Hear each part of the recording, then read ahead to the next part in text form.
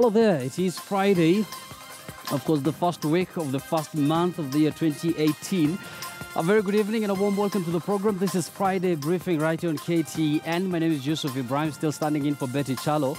She's going to come back very soon, so relax. And we have an entertaining show for you tonight.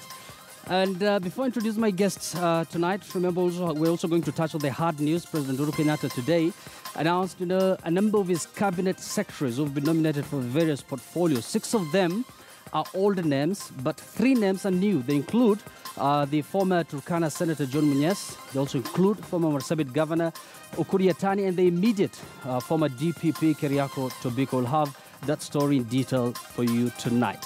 But our studio guest tonight is somebody who's going to literally drum the message home. And she is well known by her initials, MDQ Mudhoni, the drama queen. She's going to come to your screen there. Yes, there you go. She's going to tell us more on what she does. Of course, she's a musician. She is an entertainer as well as an entrepreneur. She's going to tell our fans what she has in store for them this year.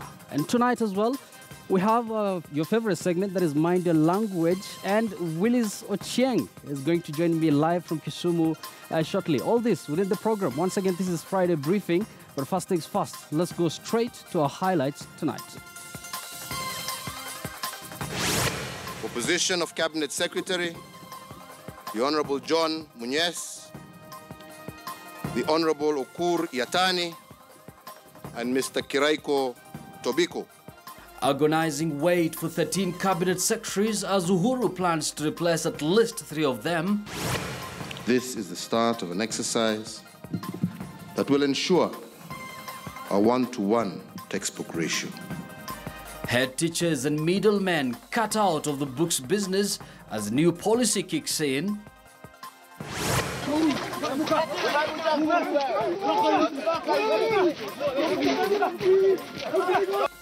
Muranga MCAs begin the year in style with fists, kicks and taunts.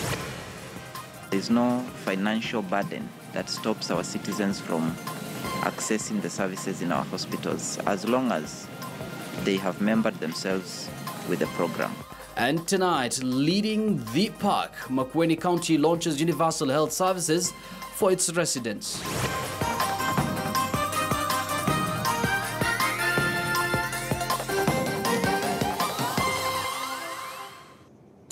Let's begin with our top story tonight. And Dr. Fred Matiang'i has finally been made the substantive Interior Cabinet Secretary and may relinquish the education docket once President Uhuru Kenyatta completes the naming of his new cabinet. Other big changes in the new cabinet, partially named by Uhuru today, include the debut of former Director of Public Prosecutions, Keriako Tobiko, former Senator John Munyes, and former Marsabit Governor Uhuru Yatani. 3 men whose cabinet dockets will be revealed later. But tonight, 13 cabinet secretaries are going to bed a worried lot, as they are not sure which of them may be kicked out and who may be moved to new dockets.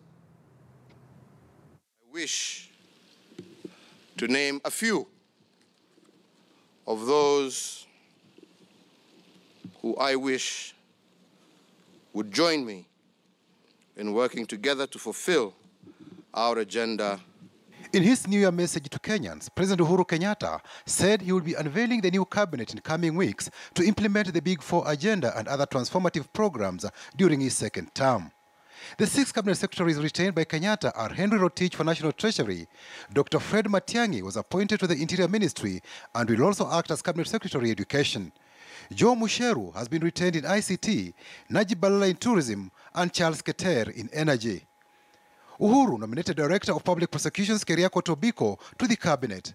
Other nominees include former Turkana County Senator John Munyes and former Marsabit Governor Uhuru Yatani.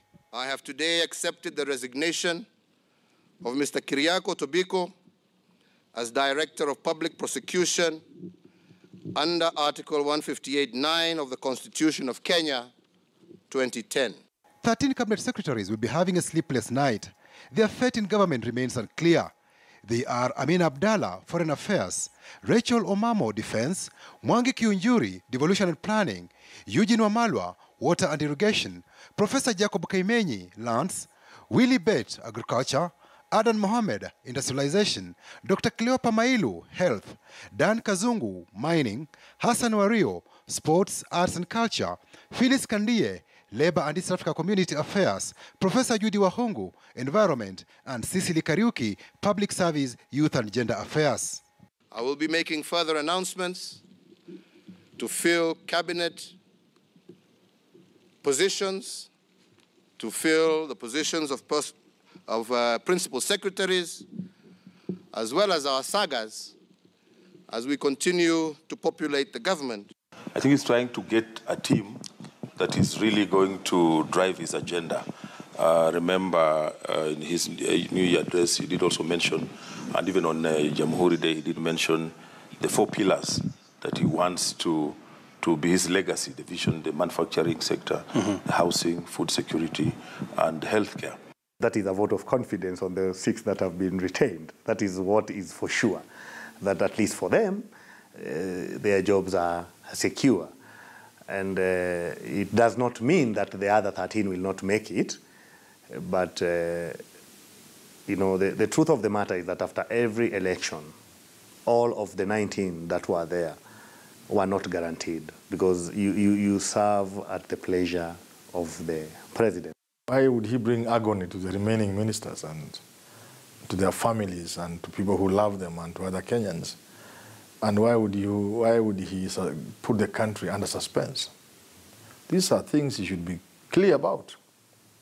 In any case, the moment you begin to constitute government in terms of cabinet secretaries, my thinking, I'm not a lawyer or an expert, my thinking is those who have been ministers cease to be ministers immediately.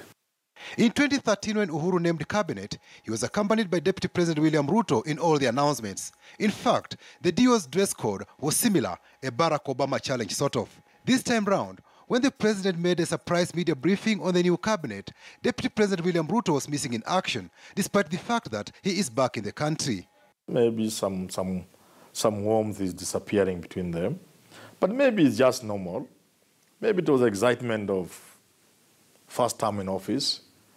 They have been at it now. It's a normal thing. It has become normal. And the president can just name his cabinet without the deputy president being there, without necessarily meaning anything. On the other hand, it could also mean things. There are those who believe that unless Uhuru takes care, Ruto will want to have more than his fair share, given that he needs to be firmly in government and influence decisions and appointments in government for the purpose of his bid in 2022.